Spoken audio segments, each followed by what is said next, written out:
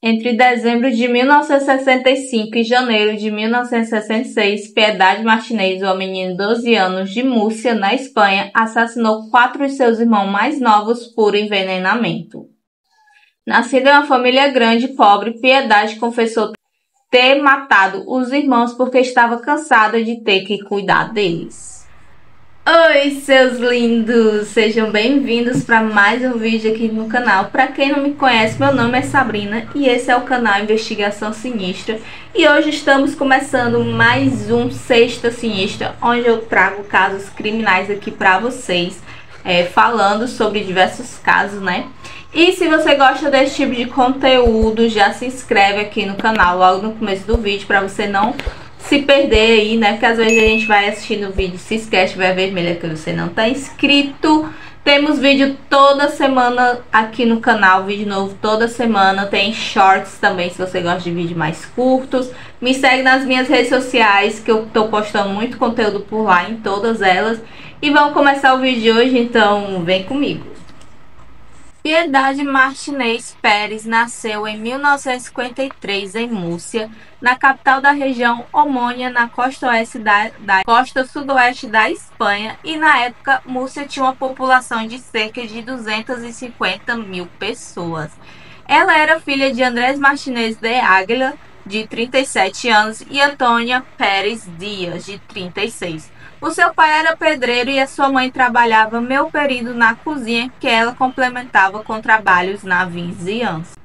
No Natal de 1965, Piedade, de 12 anos, era a terceira de 10 irmãos, 11 se contarmos o menino que morreu em 1961 com apenas 2 meses, e a mais velha das meninas. Os seus 2 irmãos mais velhos, o José Antônio, de 16, e o Manuel, de 14, há muito tinham abandonado a escola e trabalhavam como batedores de painel em uma oficina de automóveis para poder ajudar nas despesas domésticas.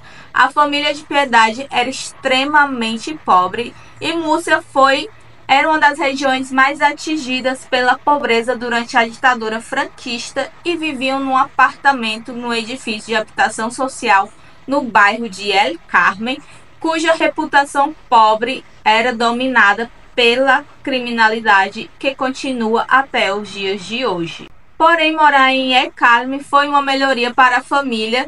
Antes de se mudar, a Piedade e a sua família moravam em favelas nos arredores de Múrcia e a mãe da Piedade estava grávida de 7 meses do 11º irmão da família. E como seus pais e seus 2 irmãos mais velhos passavam o dia inteiro fora de casa para trabalhar, a Piedade foi encarregada de cuidar dos irmãos mais novos. O Jesus, que tinha 10 anos, a Cristina, de 8, a Manuela, de 6, o Andrés, de 5, o Fuensuenta, de 4, o Mariano, de 2 e a Maria de Carme, de 9 meses. A Piedade fazia a maior parte das tarefas domésticas, como cozinhar e limpar, e ao mesmo tempo que cuidava dos 4 irmãos mais novos, alimentando-os, dando um banho neles e vestindo-os. Além disso, seus irmãos mais velhos exigiam que ela ajudasse na limpeza e polimento das peças metálicas de motocicletas que traziam da oficina mecânica para o Jesus, e a Cristina muitas vezes ajudavam Piedade neste trabalho também. Na manhã de 4 de janeiro de 1975, a irmã mais nova da família, a Maria de Carme, de 9 meses, desenvolveu repentinamente uma erupção na pele avermelhada que rapidamente ficou roxa. Ela teve febre alta e começou a ter algumas convulsões violentas, e tudo isso estava acontecendo há apenas meia hora. Então eles imediatamente chamaram o médico. O médico correu para casa e encontrou a menina completamente inconsciente e só pôde certificar seu falecimento. Ele listou a meningite como causa da morte da Maria de Carme, e em 9 de dezembro de 1965, o Mariano, de 2 anos, adoeceu rapidamente e apresentou os mesmos sintomas da Maria de Carme, e o mesmo médico foi chamado novamente ao apartamento. E novamente ele conseguiu certificar a morte, e mais uma vez ela foi atribuída à meningite.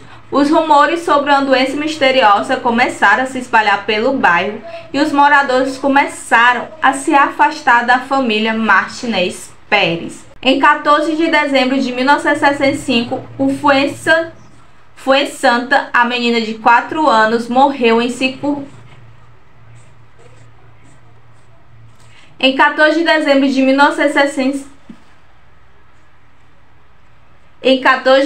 de 65, Fuensanta, a menina de 4 anos, morreu em circunstâncias semelhantes às de seus irmãos mais novos e recentemente falecidos. Desta vez, a médica deixou a certidão de óbito sem assinatura, aguardando exames mais aprofundados do corpo. Ela também expressou seu desejo de reexaminar os corpos de Maria del Carmen e Mariano, repensando seu próprio diagnóstico de meningite. Os rumores na vizinhança se intensificaram e todos começaram a cortar contato com a família, temendo adoecer com quem quer que tenha matado as crianças nesse pouco espaço de tempo de 1 semana e meia. Todos os restantes membros da família Martinez Pérez foram internados no Hospital Provincial de Múrcia, hoje é o Hospital Universitário Rainha Sofia, por ordem do Conselho de Saúde local, e neste momento, temendo que pudesse estar lidando com um surto de vírus altamente contagioso e mortal, ou talvez com a exposição a algum agente perigoso presente na casa dos Martinez Pérez. A família foi colocada em uma enfermaria para ser monitorada de perto, enquanto os corpos das 3 crianças mortas eram submetidos a autópsias completas. O jornal local La Verdade começou a divulgar a história de uma doença misteriosa que matou 3 crianças da mesma casa em menos de 2 semanas, e a família foi visitada no hospital por jornalistas do ABC, outro jornal, e eles trouxeram bonecos e histórias em quadrinhos para as crianças. E depois de vários exames e vários dias de observação no hospital, os médicos não conseguiram encontrar nada de errado com nenhum dos membros da família, e então, pouco antes da véspera de Natal, eles o mandaram para casa.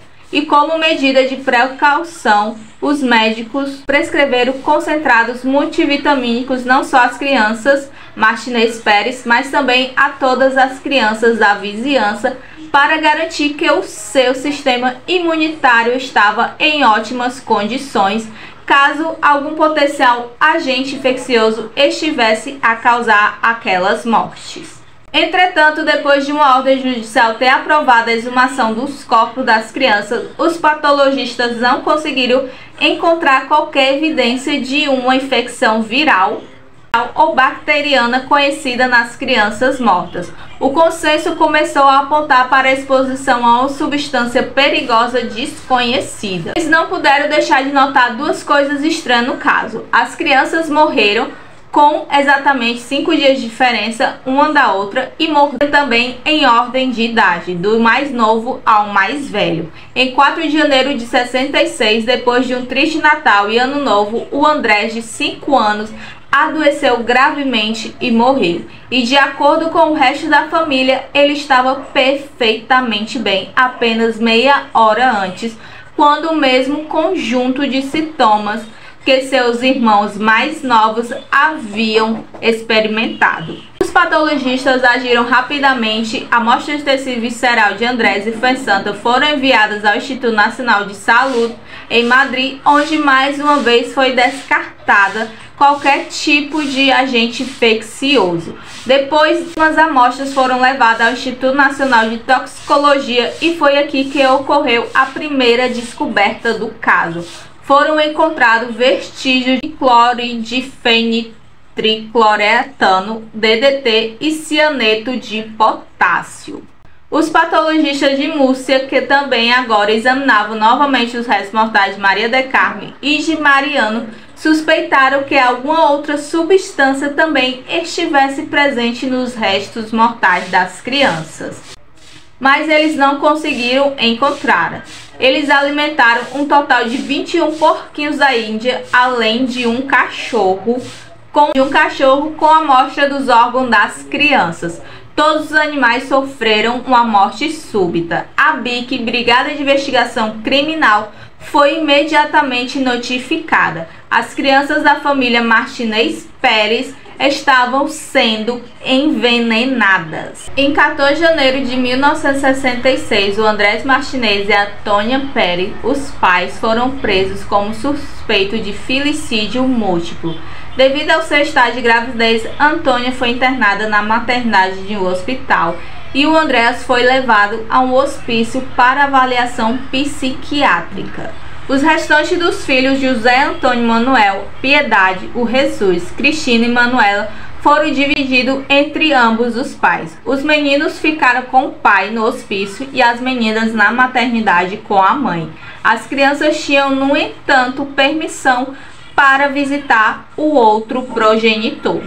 Esta decisão controversa na época devido ao risco para a vida das crianças foi aparentemente tomada na esperança de que o assassino cometesse um deslize. A essa altura, a história já havia se tornado conhecida em todo o país e o jornalismo na Espanha franquista foi submetido a uma censura estrita, e uma história como esta era um desvio tão grande da norma que imediatamente chamou a atenção de todos. Uma equipe de jornalistas visitou as crianças para cobrir a história e ficou impressionada com a aparente presença das crianças que pareciam estar a regressar às atividades normais, como brincar e rir após um período de luto. Um dos fotógrafos explicaria mais tarde que a Manuela, de 6 anos, agora a criança mais nova sobrevivente, olhou para sua máquina fotográfica e disse-lhe de forma atrevida que queria tirar-lhe uma fotografia porque ela ia morrer a seguir.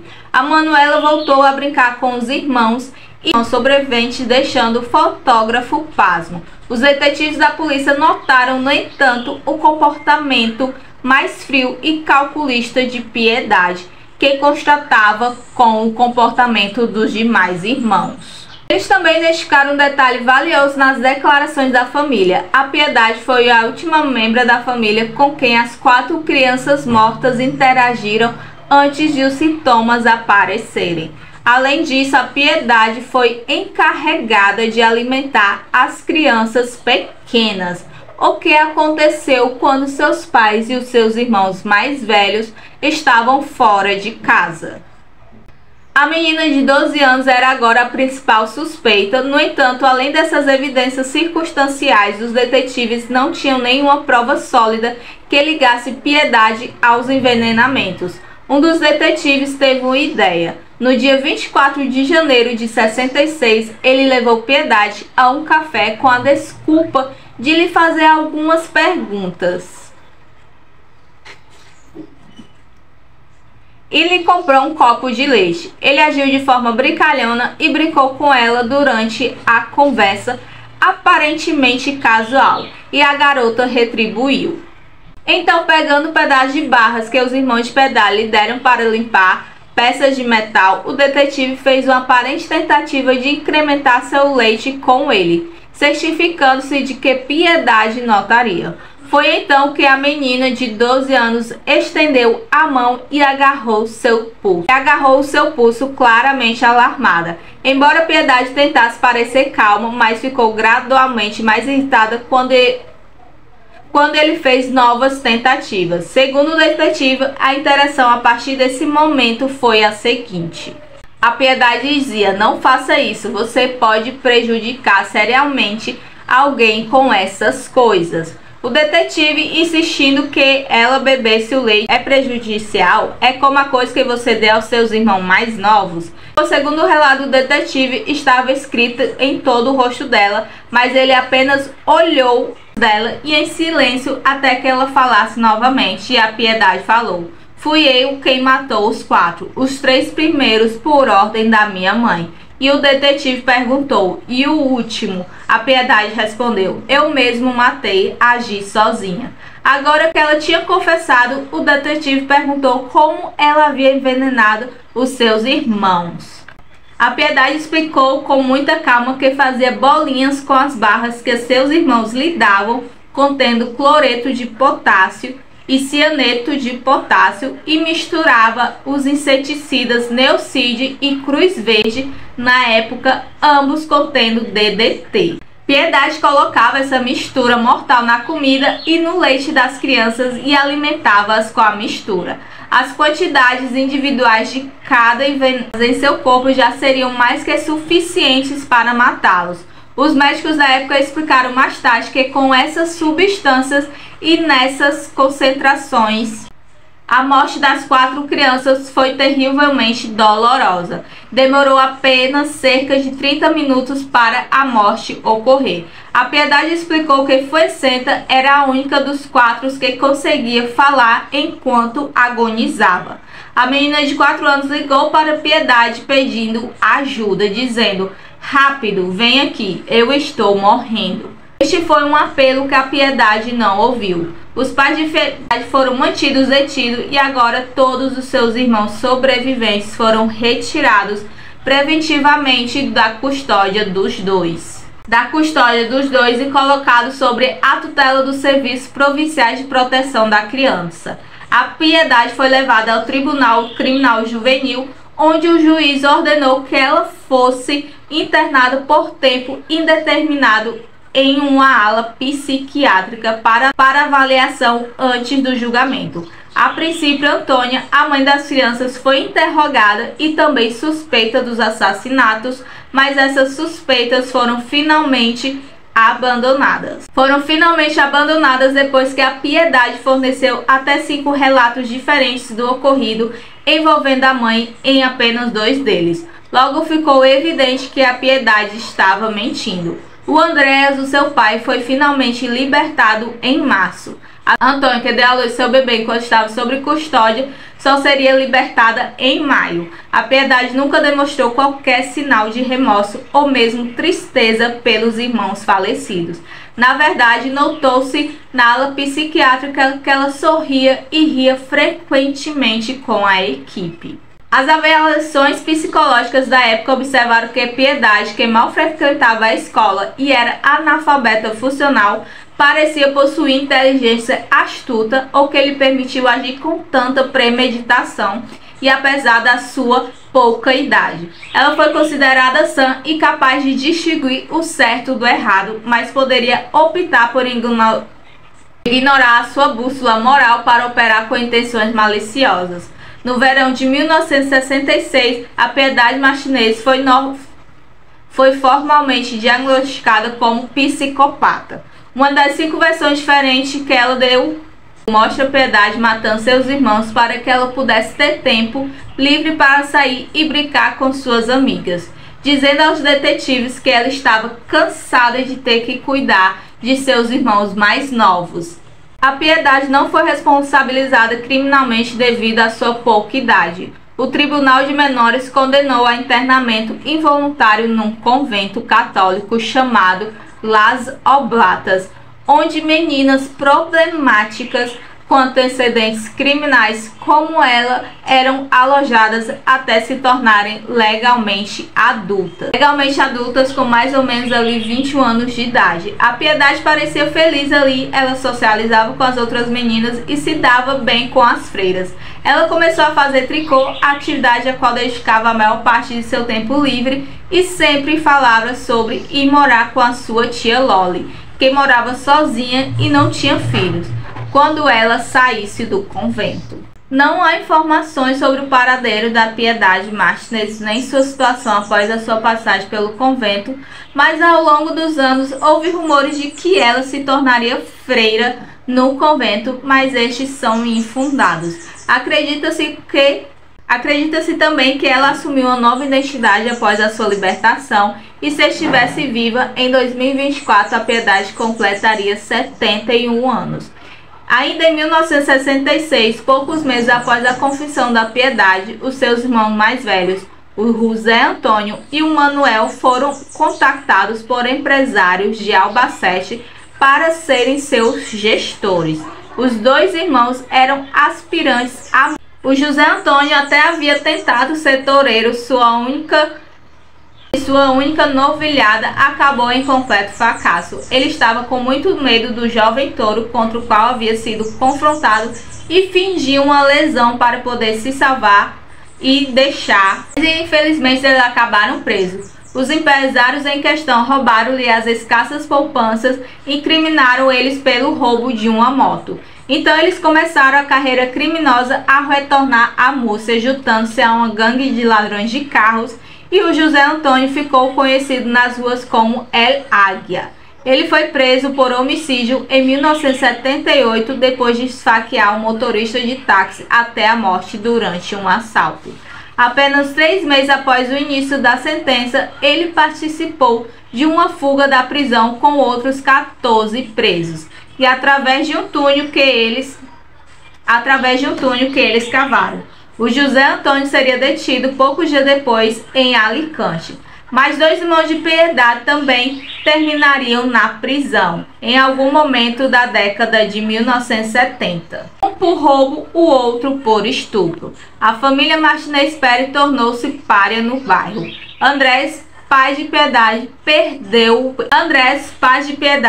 o emprego como pedreiro e acabou trabalhando como lixeiro por um tempo, mas foi diagnosticado com uma doença degenerativa nos olhos e ficou cego. Infelizmente, ele e a sua esposa Antônia lutaram com a pobreza até a morte.